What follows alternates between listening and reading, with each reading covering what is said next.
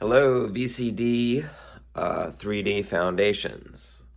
I'm your professor, Jeffrey Ray, and I'm giving you kind of like a little tour of my life.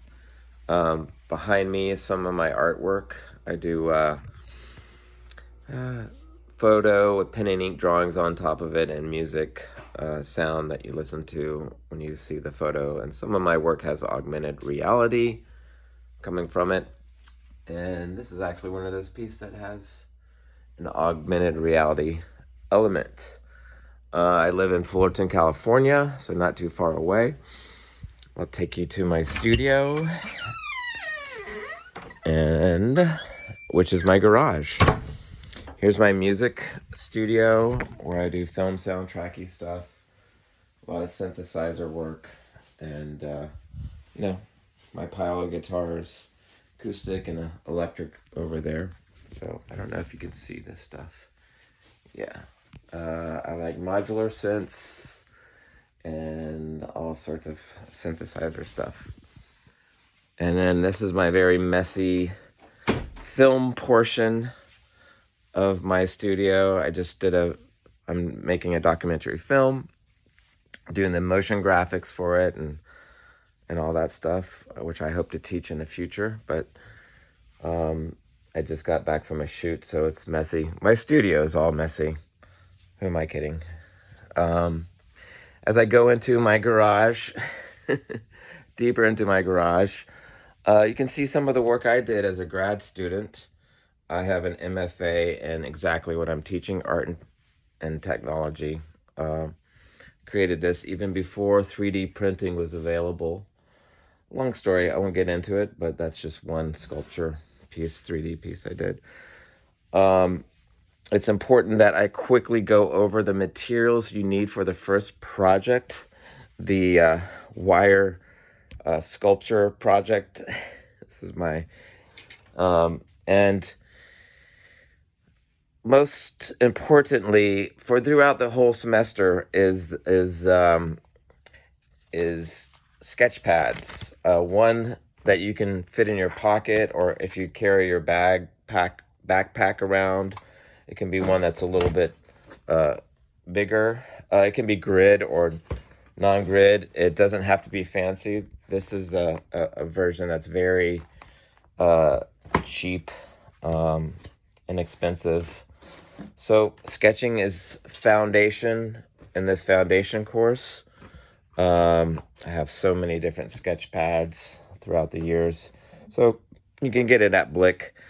Marker paper, I have this. I would recommend getting marker paper, or I have a bigger version, Bristol. So this is 9 by 12, and this is 19 by 24. And it just takes all sorts of different pencils and pens, and it's really good paper. So marker or Bristol, both very similar. And there's a list of this, and then gridded paper. I have a big version of this gridded paper. You can have a smaller version if you want, but I do 11 by 17. I prefer that. All right. And what you need, the essentials that you need for rulers is an 18-inch straight edge, at least a 2-foot T-square, a 45-degree angle. It can be 5 inches. I have a bigger one. I have a 7-inch as well. See, and then a 30-degree, and this one is 9 inches. And an architecture ruler is very important. This is throughout the entire course, not just specific to the first project. And then this is for the second project and other projects we may need. Is this exactly this kind of knife is what you need. This is the best box knife or straight edge cutter or whatever you want to call it. Wire. I have the list of gauges on the material list for this project, but here's what it looks like. Hardware stores have a pretty large variety. Oh, what about the pens? I like these little pens like this. This is a mechanical pencil. It's really great for more precise measuring, technical drawing. And then just a basic pencil and eraser. These are my favorite. It's the most common drawing pencil, and it's a Staedtler, and this is the basic 2B. You don't have to have a large collection of shading pencils with different values. You also don't have to have the most fanciest. I have very fancy pliers. You could use this, or this. These are pliers that have a cutter in it, and this has a cutter as well. So you can just get the basic $5 pliers, and that'll be fine. So yeah, don't spend.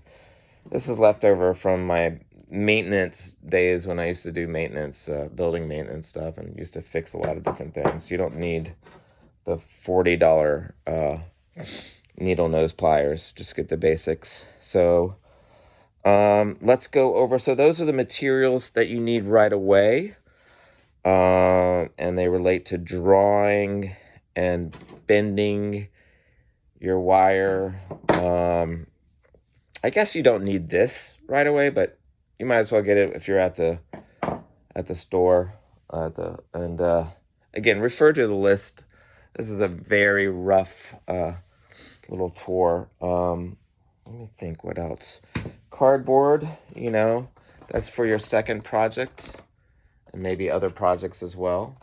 It seems silly to buy cardboard at Blick, but they have a nice little sheet of it. I think it's 4x4, but you can start collecting cardboard from folks who have moved away, and you can use recycled cardboard. This little pad, actually it's a very big pad. How big is this? I think it's, I don't even know, like 4 foot by 3 foot or something. But you don't have to have one this big. But it's really critical for your own studio, for cutting. I think, what is it called? Like the self-healing pad. When you cut into it, it won't tear or anything like that. And it has this little grid that makes things easy. So I do recommend one of these. They're not critical.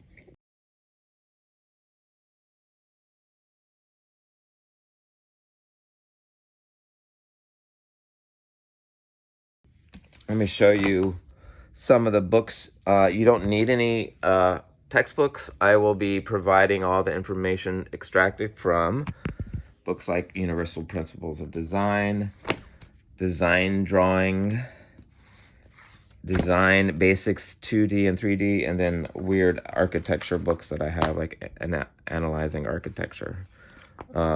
So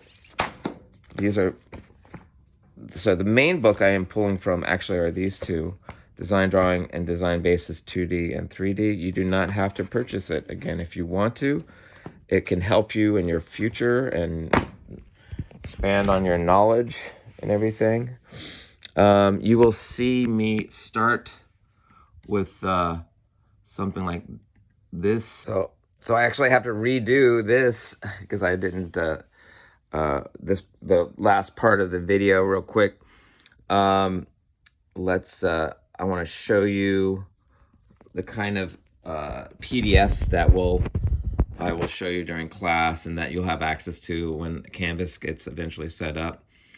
And again, here's my email, jray@Cal State University of San Marcos. So you have the PDF. I go over the lectures. This is the lecture section that is for both a couple of weeks. So, and then you will have the projects.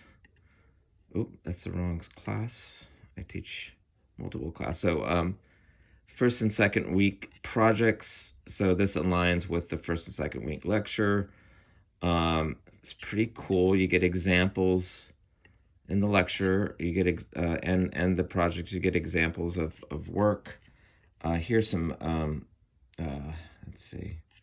Here's some an art movement to be inspired by, a wire artist to be inspired by, and here's some student examples. Again, my lectures parallel also with Professor Moore, and yeah, and I probably am presenting this video.